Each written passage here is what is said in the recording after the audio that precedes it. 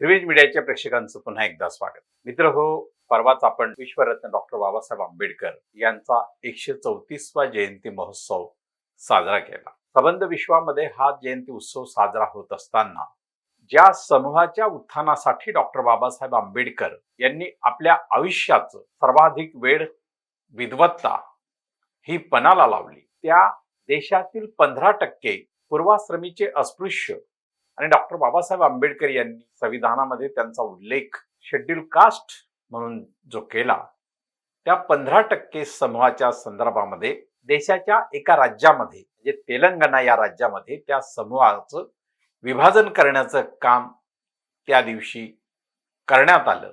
आणि विशेष बाब म्हणजे या समूहाच्या उत्थानासाठी डॉक्टर बाबासाहेब आंबेडकर यांनी त्या समूहाला एकजुटीने लढा देण्यासाठी समग्र भारतभर त्यांच्यामध्ये जोश, ऊर्जा, विचार आणि कार्य पेरलं.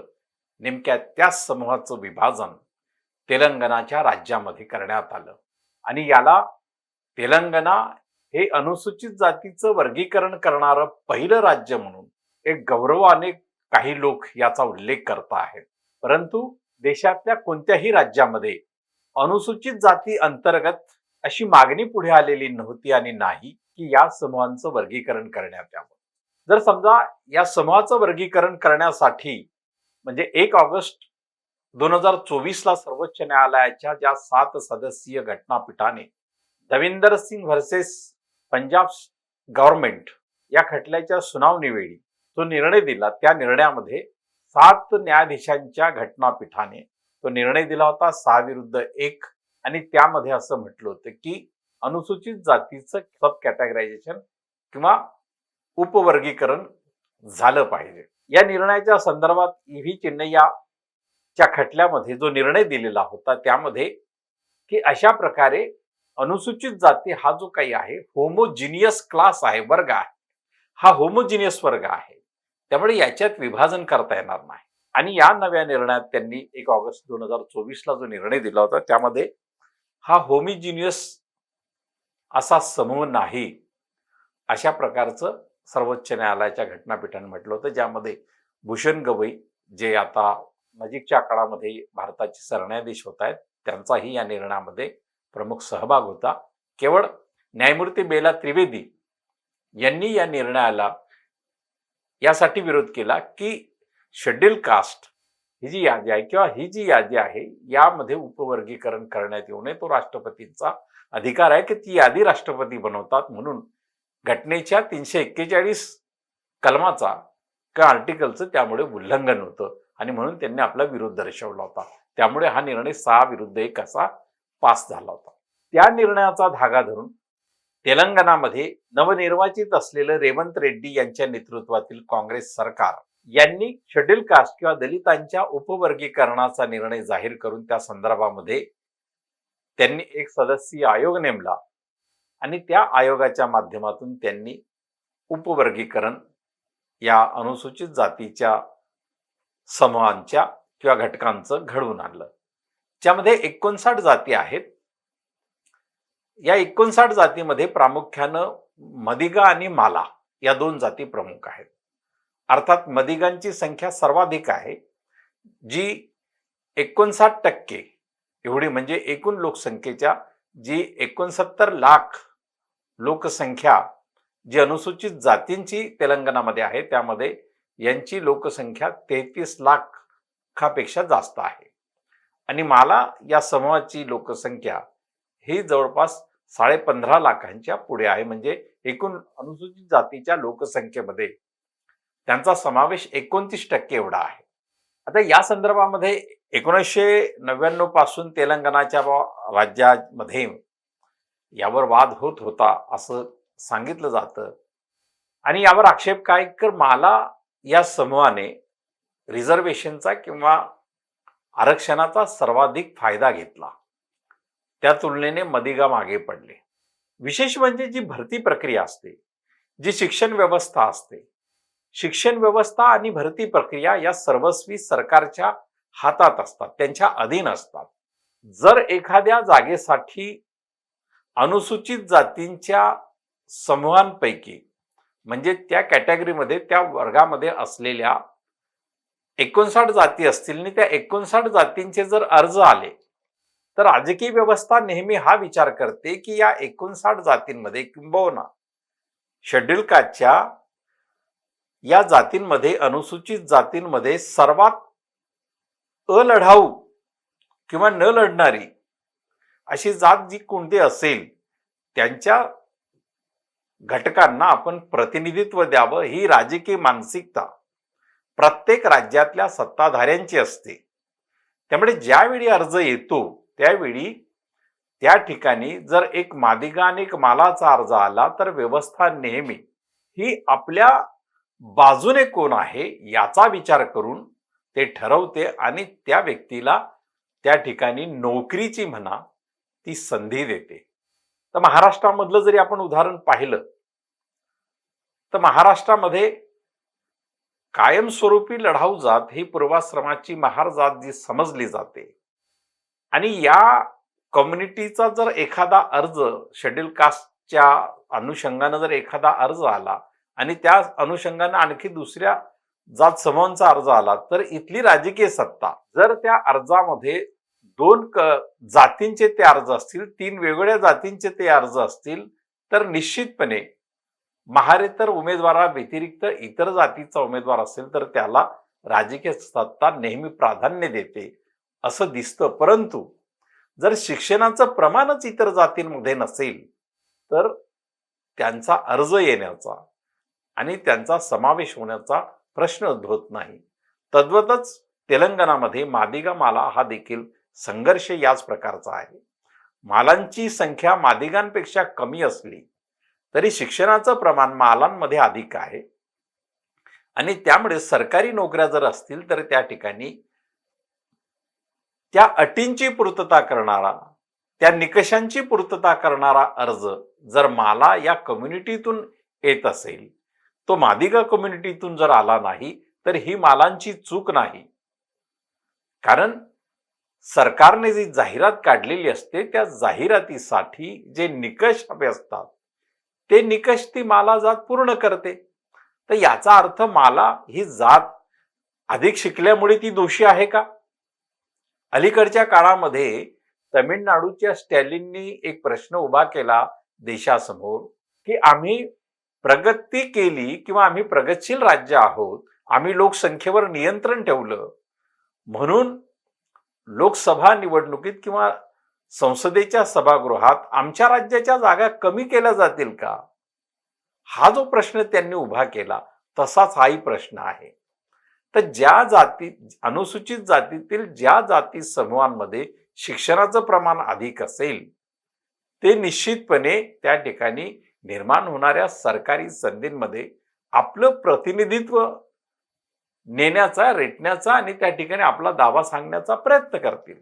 आता हे शिक्षण घेणं म्हणजे अनुसूचित जाती यांची 15% लोकसंख्या आणि आता तेलंगणामध्ये ती 15% होती, आता ती जवळपास 17.5% वर गेलेली आहे. तर या लोकसंख्या किंवा देशातल्या कोणत्याही लोकसंख्येमध्ये शिक्षणाचं प्रमाण अनुसूचित जातीतलं जे दारिद्र्य आहे हे दारिद्र्य सर्वत्र समान आहे.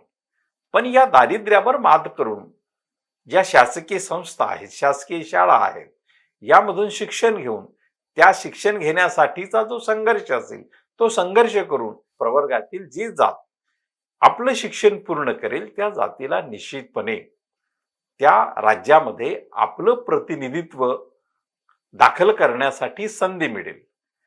आता हे शिक्षणाचं प्रमाण जर अनुसूचित जातींच्या, अनुसूचित जमातींच्या आणि ओबीसींच्या खालच्या समूहांच्या जातींमध्ये वाढत नसेल तर याला दोष कुणाचा आहे?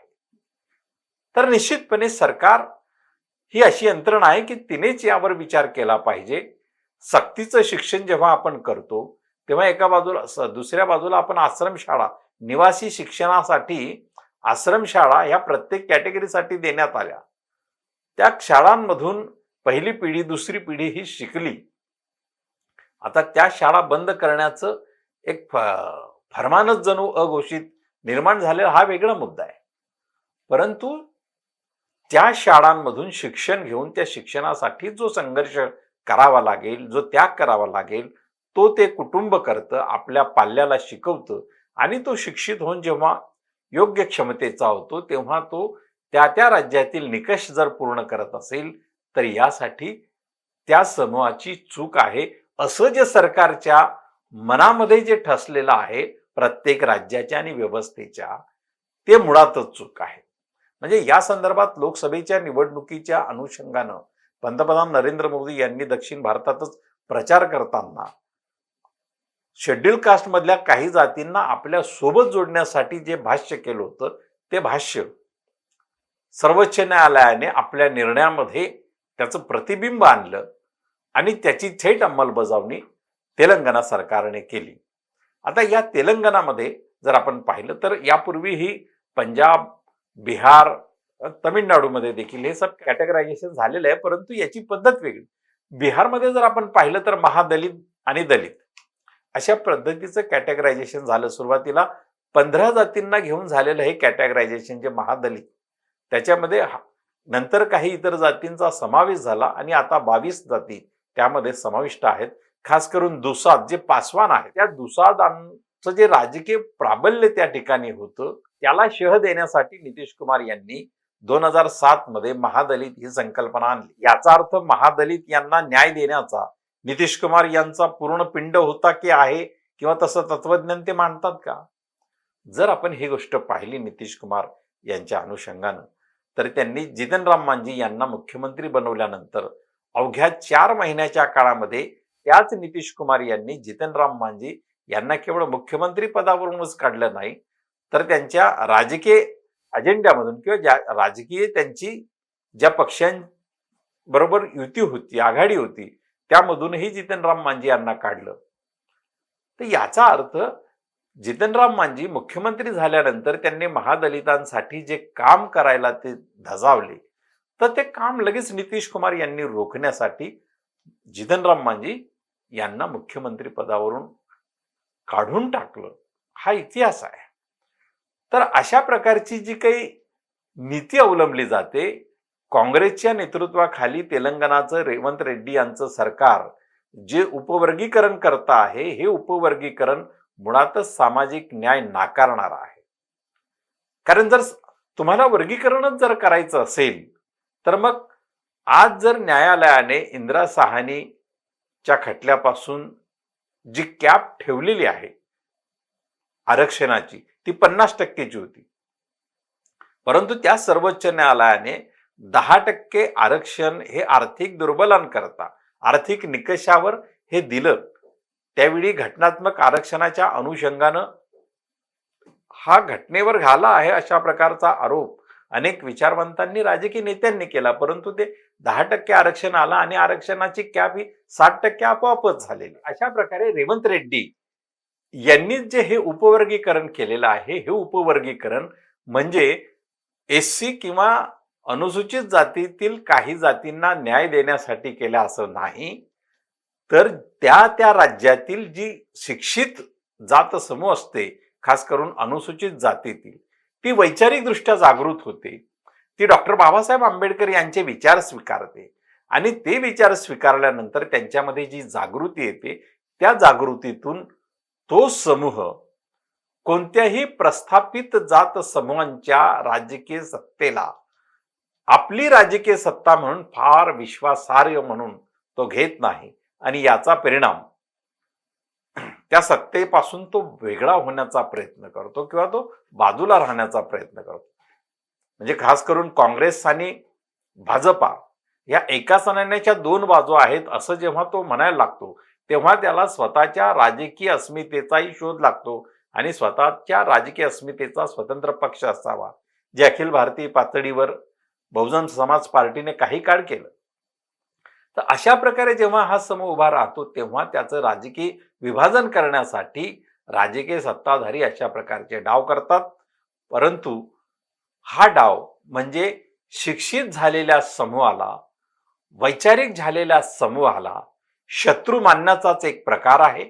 आणि त्यामुळे या राहुल गांधी यांनी या देशामध्ये पदयात्रा काढली, सामाजिक न्याय यात्रा, संविधानच्या संदर्भात ते आपला पूर्ण अजेंडा राबवत आहेत आणि त्यांच्याच पक्षाचा एक मुख्यमंत्री डॉक्टर बाबासाहेब आंबेडकरांनी ज्या 15% समूहांच्या उत्थानासाठी आपली विद्वत्ता आणि वेळ सर्वाधिक खर्च केला, त्यांना त्यांच्याच जयंतीच्या दिवशी विभाजित करण्याचं जे काम काँग्रेसच्या तेलंगणा सरकारने केलेलं आहे, याचा अर्थ या देशातला सत्ताधारी जातवर्ग हा कुठल्याही पक्षाचा असेल, तो काँग्रेसचा असू द्या, तो भाजपचा असू द्या, तो प्रादेशिक पक्षांचा असू द्या, किंवा स्टॅलिनने देखील अशा प्रकारचं वर्गीकरण तमिळनाडूमध्ये यापूर्वी केलेलंच आहे.